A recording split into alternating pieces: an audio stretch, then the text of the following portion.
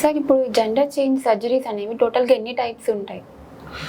యూజువల్గా gender change surgeries ట్రాన్స్మేల్ ట్రాన్స్ఫీమేల్ సపరేట్గా ఉంటాయమ్మా. అంటే యాక్చువల్గా ఏంటి ఇప్పుడు ఆ జెండర్ డిస్ఫోరియా అంటే ఆ జెండర్ స్ట్రగుల్లో ఒక ట్రాన్స్ మేల్ వచ్చేసి ఫీమేల్గా కన్వర్ట్ అవుదాం అనుకుంటున్నాను. అంటే ఐ మీన్ ట్రాన్స్ ఫీమేల్ అవుదాం అనుకుంటుంది, ట్రాన్స్ మేల్ అవుదాం అనుకుంటున్నారు. So we divide surgeries into 2 types, top surgeries and bottom surgeries. Like ఇప్పుడు ఒక మేల్ పేషెంట్ ఫీమేల్ అవ్వాలనుకుంటాడు, that is called trans female.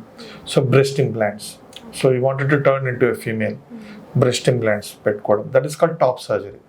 Bottom సర్జరీలో ఏంటంటే జెనిటల్ ఆర్గాన్స్ని రీకన్స్ట్రక్షన్ చేసుకోవడం, అంటే పెనైల్ ఆర్గాన్స్ని తీసేసి వెజనల్ రీకన్స్ట్రక్షన్ చేయడం, those are called bottom surgeries. అంటే దాంట్లో చాలా వేరియేషన్స్ ఉన్నాయి, లైక్ సిగ్మాయిడ్ కోలోవెజనోప్లాస్టీ అని, పెనైల్ ఇన్వర్షన్ టెక్నిక్స్ అని.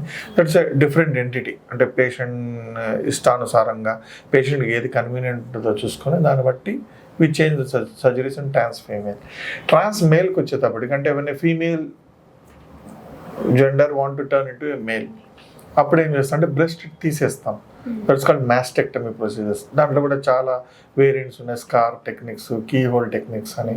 తర్వాత బాటమ్ సర్జరీస్ అంటే హిస్టెక్టమీ, యూట్రస్ ఉంటే తీయించేసుకోవడము, ఓవరీస్ తీయించేసుకోవడము. So they have options like, so ఓవరాల్గా we divide into top surgery and bottom surgery.